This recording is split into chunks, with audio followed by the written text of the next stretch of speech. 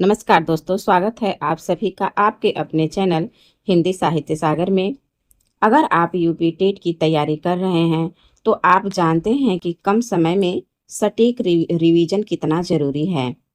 आज के इस वीडियो में हम यूथ कंपटीशन परीक्षा पॉइंटर से उन महत्वपूर्ण प्रश्नों को कवर करेंगे जो पिछली परीक्षाओं में बार बार पूछे गए हैं और आगामी परीक्षा में भी पूछे जाने की संभावना है।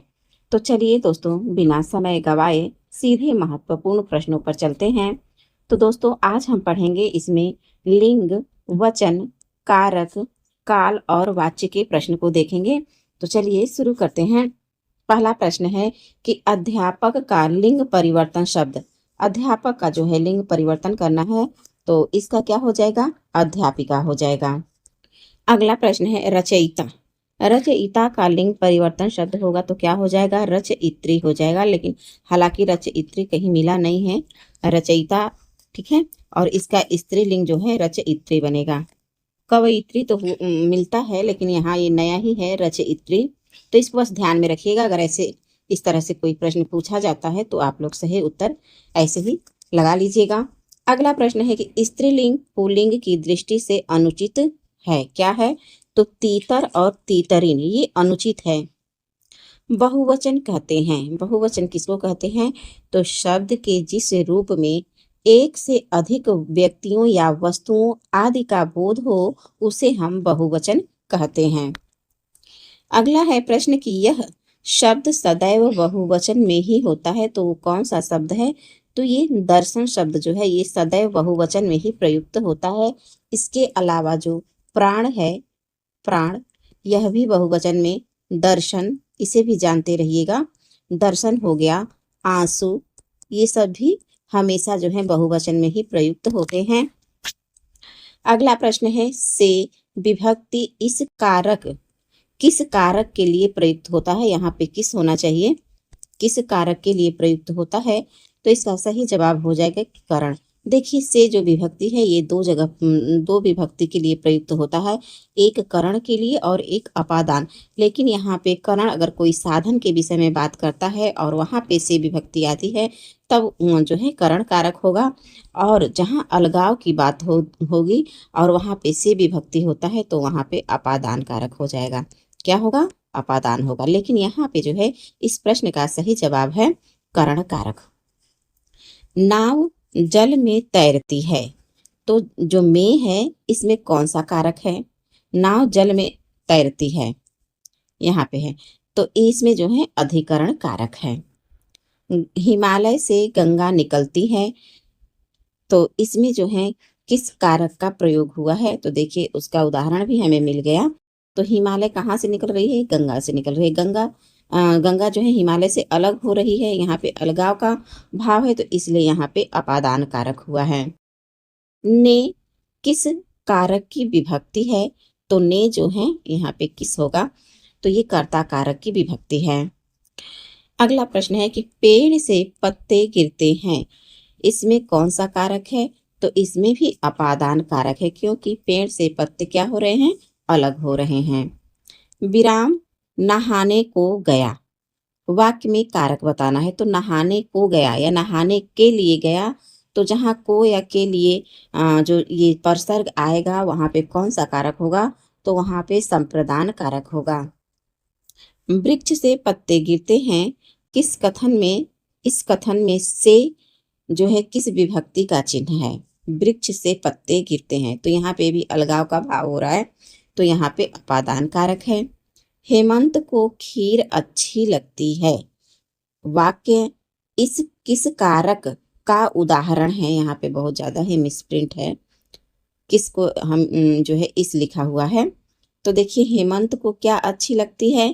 खीर, तो यहाँ पे कर्म कारक है। किसको खीर अच्छी लगती है? तो कर्ता ने कर्म को, हेमंत को खीर अच्छी लगती है, तो यहाँ पे कर्म कारक हो जाएगा। कर्ता ने कर्म को चिन्ह है परसर्ग, तो यहाँ पे कर्म कारक होगा। परसर्ग कहते हैं, परसर्ग किसको कहते हैं? तो कारक चिन्हों को जो है परसर्ग कहते हैं। अपादान कारक युक्त वाक्य है, तो हमें बताना है, वैसे वाक्य बताना है जिसमें अपादान कारक हो। तो देखिए यहाँ पे है कि बच्चे बंदर से डरते हैं, तो यहाँ पे भी भय, डरने का भाव हो रहा है, ठीक है। तो यहाँ पे भी जो है अपादान कारक जो है इसमें। अगला प्रश्न है कि लोटा छत से गिरा, ठीक है, इसमें कारक बताना है। तो इसमें भी अपादान कारक है। कैसे? लोटा जो है छत से अलग हो रहा है, गिर गया लोटा छत से, तो यहाँ पे अपादान कारक है। अगला है कि सीता स्कूल गई है, यह वाक्य जो है किसको दर्शाता है, किस काल को दर्शाता है, ठीक है। यहाँ पे किस काल को दर्शाता है? तो ये आसन्न भूतकाल है इसमें। किसमें? सीता स्कूल गई है, इसमें जो है आसन्न भूतकाल है। यह वाक्य सामान्य वर्तमान काल का है।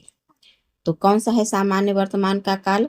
तो वह कलकत्ता जाता है, ये सामान्य वर्तमान काल है। भविष्यत काल से इस समय का, यहाँ पे किस होगा, किस समय का बोध होता है? तो आने वाले समय का बोध होता है। यदि निशा आई होती तो मैं अवश्य चलता। वाक्य में भूतकाल है, तो कौन सा भूतकाल है? कि यदि निशा आई होती तो मैं अवश्य चलता, तो इसमें हेतु हेतु मद भूत है। अगला प्रश्न है कि उससे बैठा नहीं जाता, उससे बैठा नहीं जाता, इसमें वाच्य बताना है कि इसमें कौन सा वाच्य है। तो इसमें भाववाच्य है। वाच्य कितने होते हैं? तो वाच्य 3 होते हैं, कर्मवाच्य, कर्तृवाच्य, कर्मवाच्य और भाववाच्य। कर्तृवाच्य, कर्मवाच्य, यहाँ पे अच्छे से नहीं लिखा पा रहा है तो मैं बोल दे रही हूँ, ठीक है। कर्मवाच्य और ये भाववाच्य है ही। मुझसे उठा नहीं गया, तो इसमें भी जो वाच्य ही बताना है, तो इसमें भी भाववाच्य ही है। जिस वाक्य में क्रिया का संबंध कर्ता से हो वह वाक्य कहलाता है। वह वाक्य क्या कहलाता है? तो वो कर्तृवाच्य कहलाता है। मैं चुप नहीं बैठ सकती, मैं चुप नहीं बैठ सकती, उक्त वाक्य भाववाच्य में होगा। इस वाक्य को भाववाच्य में बनाना है या बदलना है, तो देखिए इसका भाववाच्य क्या होगा? मुझसे चुप नहीं बैठा जाता। और दोस्तों इसी वीडियो में जो है हम उपसर्ग और प्रत्यय के भी प्रश्न देख लेते हैं जो सीधे परीक्षा में पूछे जा चुके हैं। तो देखिए पहला प्रश्न है उपसर्ग और प्रत्यय का कि निर्बलता शब्द में उपसर्ग और प्रत्यय है। देखिए इसमें दोनों ही पूछ दिया है। तो निर्बलता एक शब्द दिया है और इसमें पूछा है कि कौन सा उपसर्ग है और कौन सा प्रत्यय लगा है। तो इसमें जो है निर उपसर्ग लगा है और ता प्रत्यय लगा है।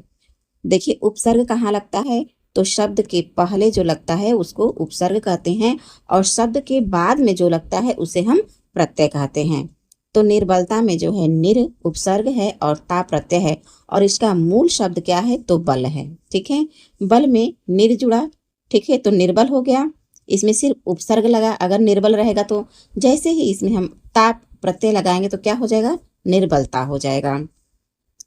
अत्यंत शब्द में प्रयुक्त उपसर्ग है, तो इसमें अति, अति जो है उपसर्ग है, अति धन अंत, अत्यंत। तद्भव उपसर्ग जुड़ा हुआ है, तो ये अनमोल है। अनु उपसर्ग का प्रयोग हुआ है, तो अनुधन वेशक, अनुधन वेशक में इसमें अन्वेषक हो गया है, तो इसमें जो है अनु उपसर्ग का प्रयोग हुआ है अन्वेषक में। अगला प्रश्न है उत्कर्ष, उत्सव तथा उत्कृष्ट शब्दों में उपसर्ग कौन सा लगा है? तो इन सभी में जो है उत उपसर्ग लगा हुआ है। सु उपसर्ग रहित पद है, तो ये सौष्ठव है। सौष्ठव में जो है सु उपसर्ग नहीं लगा हुआ है। पराक्रम में उपसर्ग है, तो पराक्रम में परा उपसर्ग है। निरापद में उपसर्ग हो जाएगा निर। पन प्रत्यय वाला शब्द, देखिए ये पन, ये प्रत्यय है, तो पन प्रत्यय वाला शब्द कौन सा है? तो बड़प्पन है।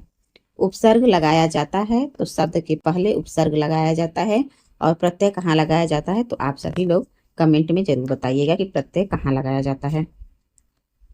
अक्कड़ प्रत्यय कृत प्रत्यय का प्रकार है। यहाँ पे किस होगा? किस प्रत्यय का प्रकार है? तो एक कर्तृवाचक प्रत्यय का प्रकार है। प्रत्यय के योग से बना शब्द है मालिन। मालिन में जो है प्रत्यय से बना है ये सामाजिक शब्द में मूल शब्द और प्रत्यय है, तो इसमें मूल शब्द जो है समाज मूल शब्द है और इसमें इक प्रत्यय लगा हुआ है।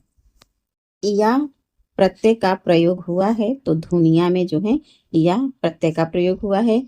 मूलतः प्रत्यय के प्रकार हैं। प्रत्यय के कितने प्रकार हैं? तो 2 प्रकार हैं। प्रत्यय लगा हुआ है तो चिड़चिड़ाहट में जो है प्रत्यय लगा हुआ है। झगड़ालू में कौन सा प्रत्यय है? तो इसमें आलू प्रत्यय है। आ उपसर्ग का प्रयोग हुआ है तो आख्यायिका, आख्यायिका में आ उपसर्ग का प्रयुक्त हुआ है। आंजनेय शब्द में प्रयुक्त प्रत्यय, तो इसमें एय प्रत्यय है। अनुपम शब्द में उपसर्ग जुड़ा है तो इसमें अन उपसर्ग जुड़ा है। कनिष्ठ शब्द में प्रयुक्त प्रत्यय है तो कनिष्ठ में इष्ट प्रत्यय लगा हुआ है। फेरी वाला मिठाई एवं लगाव में प्रयुक्त हुआ है जो है इसमें, तो ये प्रत्यय प्रयुक्त हुआ है। देखिए, फेरी में वाला प्रत्यय लगा है, मिठाई आई प्रत्यय लगा है, लग में आव प्रत्यय लगा है। अपव्ययवाचक प्रत्यय का प्रयोग हुआ है तो दाशरथी में हुआ है। दोस्तों, इसी वीडियो में हम लोग संधि और समास के भी प्रश्न देखते हैं। तो पहला प्रश्न है, 1 मिनट। प्रश्न है कि विद्यार्थी में संधि है तो इसमें दीर्घ संधि है। उच्चारण का संधि विच्छेद, तो उत्धन चारण होगा। महत्व का उचित संधि विच्छेद बताना है तो इसमें महत धन त्व हो जाएगा। अहोरात्र का संधि विच्छेद बताना है तो इसमें अहन धन रात्रि हो जाएगा। निर्भय का संधि विच्छेद तो निह धन भय, और इसमें कौन सा संधि है? तो विसर्ग संधि है। गायक का संधि विच्छेद करना है तो गय धन अक हो जाएगा, और इसमें कौन सी संधि है? तो इसमें अयादि संधि है। महेंद्र का संधि विच्छेद तो महाधन इंद्र हो जाएगा, और इसमें गुण संधि है। निष्कपट का संधि विच्छेद क्या होगा? तो निह धन कपट हो जाएगा, और इसमें जो है विसर्ग संधि है। भोजन धन आलय, भोजनालय में संधि है तो इसमें दीर्घ संधि है। परमेश्वर शब्द का संधि विच्छेद करना है तो परम धन ईश्वर हो जाएगा, और इसमें कौन सी संधि है? तो इसमें गुण संधि है। गुण संधि है। गुण स्वर संधि का उदाहरण बताना है तो इसमें है यमुनोर्मी। यमुनोर्मी में क्या है? तो गुण संधि है। तपोवन में प्रयुक्त संधि का नाम है, तो देखिए तपोवन में जो है विसर्ग संधि है, और इसका संधि विच्छेद करेंगे तो तपह धन वन हो जाएगा। अगला प्रश्न है कि गुण स्वर संधि का उदाहरण बताना है तो इसमें हिमोपल जो है गुण स्वर संधि का उदाहरण है। दध्योदन शब्द में संधि है तो यण संधि है, दधि धन ओदन हो जाएगा। अभिषेक का संधि विच्छेद होगा तो अभिधन शेक हो जाएगा। अभियुदय शब्द में संधि का प्रकार है तो अभियुदय में यण संधि है। अभिधन उदय हो जाएगा, इसका विच्छेद अभिधन उदय, अभिउदय हो जाएगा। अन्वेषण का सही संधि विच्छेद तो अनुधन ऐषण होगा। मनुधन अंतर की संधि विच्छेद करना है तो मनवंतर हो जाएगा, संधि है इसका। महत्व का विग्रह करिए तो महत धनत्व हो जाएगा। मूर्ध का उदाहरण है तो ये दीर्घ स्वर संधि का उदाहरण है। कभी का संधि विच्छेद होगा तो कब धन ई हो जाएगा। व्यंजन संधि का प्रयोग हुआ है तो वागीश्वर में, इसका संधि विच्छेद होगा वाक धन ईश्वर। सही से नहीं हो रहा है, वाक धन ईश्वर। अगला प्रश्न है, अयादि संधि है तो भावुक में जो है अयादि संधि है, इसका विच्छेद होगा भो धन उक, भावुक। छत्र छाया का संधि विच्छेद क्या होगा? तो इसका संधि विच्छेद हो जाएगा छत्र धन छाया, इसमें जो है व्यंजन संधि है। नीरव शब्द का संधि विग्रह करना है तो इसमें निह धन रव हो जाएगा, और ये विसर्ग संधि है। कौन सा संधि है? विसर्ग संधि है इसमें।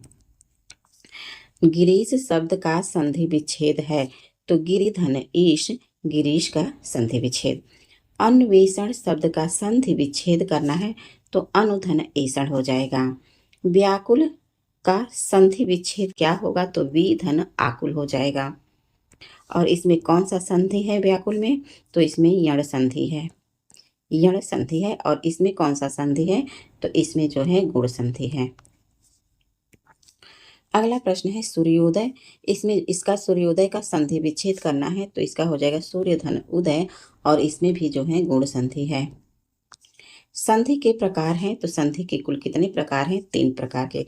कौन कौन से, तो इसमें जो है पहला है स्वर संधि, ठीक है, दूसरा है व्यंजन संधि और तीसरा है विसर्ग संधि। विसर्ग संधि।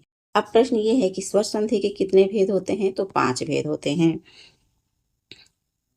आगे है वाक्य विग्रह का अर्थ है, क्या अर्थ है, तो वाक्य खंडों को अलग अलग करके उनका संबंध बताना ही वाक्य विग्रह है। पंकज में समास। अब यहाँ से समास के प्रश्न शुरू हो गए हैं और यहाँ पे पूछ रहा है कि पंकज में कौन सा समास है, तो इसमें बहुब्रीहि समास है। अजान बाहु शब्द में समास क्या है, कौन सा है, तो इसमें जो है अव्ययी भाव समास है। वनवासी, वनवासी में कौन सा समास है, तो इसमें तत्पुरुष समास है, वन में वास करने वाला। अगला प्रश्न है चौराहा शब्द में समास बताना है, तो चौराहा इसमें द्विगु समास है। देशभक्ति यानी देश के लिए भक्ति, इसमें कौन सा समास है, तो इसमें तत्पुरुष समास है। आनंद मग्न इसमें समास बताना है तो इसमें भी जो है तत्पुरुष समास है। अब तत्पुरुष समास के भी भेद होते हैं, ठीक है, कारक चिन्ह के अनुसार। कर्ता और जो आखिरी का है संबोधन, उसको छोड़ करके इसके जो है तत्पुरुष समास के 6 भेद होते हैं, ठीक है। तो इसमें कौन सा तत्पुरुष समास है, तो देश के लिए भक्ति, तो इसमें संप्रदान तत्पुरुष समास है। आनंद में मग्न, तो इसमें जो है अधिकरण तत्पुरुष समास है, तो इसको भी जानते रहिएगा। अगर मान लीजिए सिर्फ तत्पुरुष न दे करके अधिकरण तत्पुरुष दिया रहेगा और संप्रदान तत्पुरुष, तो आप लोग इसको जानते रहिएगा। नीलाम्बुज शब्द में समास बताना है तो इसमें जो है कर्मधारय समास है। समास के कितने भेद होते हैं, तो समास के 6 भेद होते हैं। सेना नायक, सेना का नायक, ठीक है, तो इसमें भी तत्पुरुष समास है, लेकिन कौन सा तत्पुरुष है, तो इसमें षष्ठी तत्पुरुष है। वन गमन में समास बताना है तो वन गमन में भी तत्पुरुष समास है। समस्त पदों का सही विग्रह लिखिए। चरण कमल, तो इसका सही विग्रह लिखना है तो चरण जो कमल है। जिस समास में दूसरा खंड प्रधान होता है उसे कहते हैं, देखिए हर जो समास होते हैं 2 खंड होते हैं ना, एक पूर्व पद होता है, एक उत्तर पद होता है, ठीक है। पूर्व पद को जो है प्रधान खंड भी कहते हैं और उत्तर पद को जो है गौण खंड भी कहते हैं। तो ये प्रश्न है कि जिस समास में दूसरा खंड, ठीक है, जो दूसरा यानी कि गौण पद है, जो उत्तर पद है उसकी बात कर रहा है कि उत्तर पद प्रधान हो, दूसरा खंड प्रधान होता है, उसे उसमें जो है कौन सा समास होता है, तो उसमें जो है तत्पुरुष समास होता है। स्नान वनान पद में समास क्या है, तो इसमें द्वंद्व समास है, स्नान और वनान में। कर्म तत्पुरुष समास, गृह को आगत, गृहागत हो जाएगा, ठीक है, तो गृहागत में कौन सा समास है, तत्पुरुष समास है। बहुव्रीहि समास का सही उदाहरण क्या है, तो बहुव्रीहि समास का सही उदाहरण है पंचानन। योगी शिवेंद्र कुशासन पर विराजमान है। रेखांकित पद में समास बतानी है, यानी कि कुशासन में समास बताना है, तो इसमें मध्यम पदलोपीय तत्पुरुष समास है। याव जीवन पद में समास बतानी है तो इसमें अव्ययी भाव समास है। नीलांबर में कौन सा समास होगा, तो इसमें बहुब्रीहि समास होगा। अब लोकोक्ति एवं मुहावरे के प्रश्न देखेंगे। तो देखिए इसमें पहला ही प्रश्न है कि ऊंट ऊंट की चोरी निहुरे निहुरे का अर्थ बताना है, तो बड़े काम छिपकर नहीं किया जा सकता। इसका अर्थ है ऊंट की चोरी निहुरे निहुरे, तो बड़े काम छिपकर नहीं किया जा सकता। अगला प्रश्न है कि केर बेर का संग होना का क्या अर्थ है, तो इसका है कि विपरीत स्वभाव वालों का साथ साथ रहना। शेर को सवा शेर लोकोक्ति का अर्थ है कि एक से बढ़कर दूसरा। शेर को सवा शेर मिल गया, ऐसे लोग कहते हैं ना, तो शेर को सवा शेर यानी एक से बढ़कर दूसरा है। फूंक फूंक कर पैर रखना कहावत का अर्थ क्या है, तो इसका अर्थ है कि सोच विचार कर काम करना। अगला है लोकोक्ति की चोर की दाढ़ी में तिनका। इस लोकोक्ति का उचित भावार्थ क्या होगा, तो इसका उचित भावार्थ है कि अपराधी सदैव शंकित रहता है। मतलब वो हमेशा शंका में ही रहता है जो अपराधी होता है। तो इसीलिए ये लोकोक्ति है कि चोर की दाढ़ी में तिनका। अगला प्रश्न है, अगला लोकोक्ति है कि 32 दांतों में जीभ। लोकोक्ति का आशय है, तो इसका आशय है 32 दांतों में जीभ का, कि शत्रुओं से घिरा हुआ एक अकेले जीभ होता है जो 32 दांतों से घिरा हुआ होता है। तो उसी का है कि शत्रुओं से घिरा रहना। आगे नाथ न पीछे पगहा, कहावत का सही अर्थ क्या है? तो इसका सही अर्थ है परम स्वतंत्र। गुरु कीजिए जान, पानी पीजिए छान, कहावत का अर्थ बताना है। कहावत क्या है? गुरु कीजिए जान, मतलब गुरु को जानकर कीजिए, गुरु जानकर के बनाइए, और जो पानी पीना है उसे छान कर पीजिए। तो कोई भी चीज़ अच्छी तरह जांच कर लेनी चाहिए। अगला कहावत है कि अपने पूत को कोई काना नहीं कहता। तो इसका अर्थ क्या हो जाएगा कि अपनी खराब चीज़ भी किसी को बुरी नहीं लगती है। अनजान सुजान सदा कल्याण। लोकोक्ति का आशय है कि मूर्ख और ज्ञानी सदा सुखी रहते हैं। अनजान सुजान सदा कल्याण, मूर्ख और ज्ञानी सदा सुखी रहते हैं। सुदामा का तंदुल का क्या अर्थ हो जाएगा? तो सामान्य किंतु प्रेम पूर्वक भेंट। कवि सम्मेलन में कविता पाठ करेंगे और साथ ही वहाँ की ऐतिहासिक इमारतों को भी देखेंगे। इस कथन में लोकोक्ति है। तो देखिए इसमें क्या हो जाएगा, एक पंथ दो काज, के साथ में कवि सम्मेलन का पाठ भी करेंगे और वहाँ के ऐतिहासिक इमारत को भी देखेंगे। तो इस तरह से क्या हो जाएगा, एक पंथ दो काज हो जाएगा हमारा। आगे है कि आप भला तो जग भला। इस कहावत का अर्थ होगा कि खुद अच्छे तो सब अच्छा। कान में तेल डाले बैठे रहना। लोकोक्ति का अर्थ क्या होगा? तो इस लोकोक्ति का अर्थ होगा कुछ सुनने को तैयार न रहना। खेत रहना का अर्थ शहीद हो जाना। रंग में भंग होना का अभिप्राय है उल्लास में विघ्न पड़ना। आसमान पर थूकना, अगला मुहावरा है आसमान पर थूकना। इस मुहावरे का सही अर्थ होगा प्रतिष्ठित व्यक्ति की निंदा करना। फिर है सब्ज बाग दिखाना। मुहावरे का सही अर्थ बताना है, तो इसका सही अर्थ हो जाएगा अच्छी बातें कहकर बहकाना। गागर में सागर भरना। मुहावरे का अर्थ है थोड़े में बहुत कुछ कहना। गाल बजाना का अर्थ क्या होगा? तो डींग हाँकना इसका सही अर्थ होगा। अंगूठा चूमना मुहावरे के लिए प्रयुक्त अर्थ है खुशामद करना। काठ का उल्लू यानी मूर्ख। तिलांजलि देना का अर्थ क्या हो जाएगा? त्याग देना होगा। मुहावरे की विशेषता क्या है? मुहावरे की विशेषता बतानी है, तो देखिए रूढ़ अर्थ में प्रयोग किया जाना, यही मुहावरे की विशेषता है। आंख लगना मुहावरे के लिए प्रयुक्त अर्थ क्या हो जाएगा? नींद आना। आगे है कि मुहावरा दिन फिरना का अर्थ, तो भाग्य पलटना हो जाएगा। चिकना घड़ा होना मुहावरे का क्या अर्थ है? तो इसका अर्थ है निर्लज होना। ढाक के तीन पात मुहावरे का अर्थ है स्थित ज्यों की त्यों रहना। अंगूठा दिखाना मुहावरे का क्या अर्थ होगा? तो इसका अर्थ होगा धोखा देना। प्रतिकूल कार्य करने के लिए उचित मुहावरा क्या होगा? प्रतिकूल कार्य करने के लिए तो उल्टी गंगा बहाना हो जाएगा। न 3 में न 13 में किसी काम का न होना। काठ का उल्लू यानी मूर्ख। कोयला की दलाली में मुंह काला, इसका क्या अर्थ होगा? तो इसका अर्थ होगा कि बुरे काम करने पर अपयश मिलना। अगला प्रश्न है कि दाल गलना का आशय क्या है? तो मतलब निकालना है। उल्लू सीधा करना मुहावरे का सही अर्थ अपना काम निकालना। मित्र अब जबानी जमा खर्च करने में कुछ नहीं होगा, कुछ ठोस कार्यवाही करो। वाक्य में प्रयुक्त रेखांकित मुहावरा का आशय क्या है?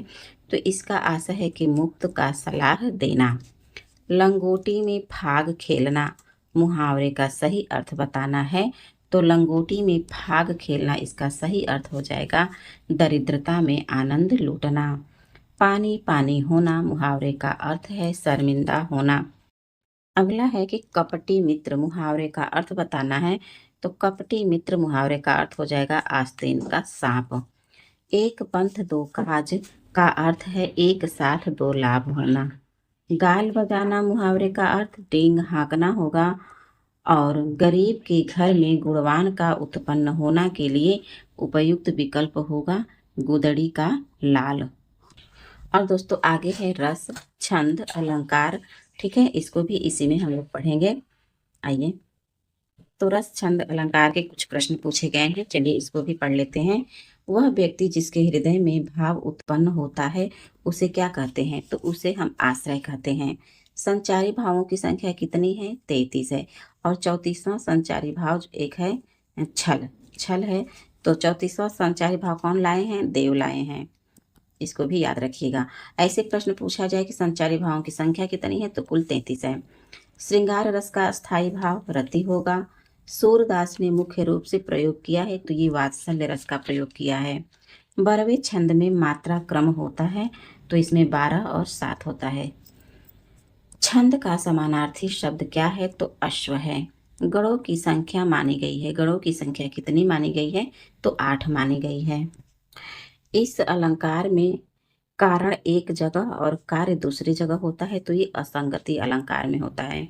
जेते तुम तारे तेते नभ में तारे है, इसमें कौन सा अलंकार है? तो इसमें अलंकार यमक अलंकार है। तारे तारे 2 बार आया है और दोनों का अर्थ अलग अलग है, इसलिए यहाँ पे यमक अलंकार है। शब्द और अर्थ द्वारा वाक्य की शोभा को द्विगुणित करने वाले साधन को कहते हैं, क्या कहते हैं? तो इसे अलंकार कहते हैं। लाज की मादक सुरा सी लालिमा, यहाँ सी आ गया है तो ये किसका उदाहरण है? किस अलंकार का? तो ये उपमा अलंकार का उदाहरण है। तो दोस्तों ये यूथ कंपटीशन परीक्षा पॉइंटर के खास प्रश्न थे जो आपकी यूपी टेट की तैयारी को और भी मजबूत बनाएंगे। उम्मीद है दोस्तों कि यह वीडियो आपको और आपकी रिवीजन में मददगार साबित होगी। आपको इनमें से कितने प्रश्न पहले से पता थे हमें कमेंट बॉक्स में ज़रूर बताइएगा। अगर आपको यह वीडियो पसंद आया हो तो इसे लाइक करें और अपने उन दोस्तों के साथ शेयर करें जो यूपी टेट परीक्षा की तैयारी कर रहे हैं। और ऐसे ही महत्वपूर्ण प्रश्नों के लिए हिंदी साहित्य सागर को सब्सक्राइब करना न भूलें। मिलते हैं अगले वीडियो में। तब तक के लिए आप सभी लोग पढ़ते रहिए और आगे बढ़ते रहिए। धन्यवाद।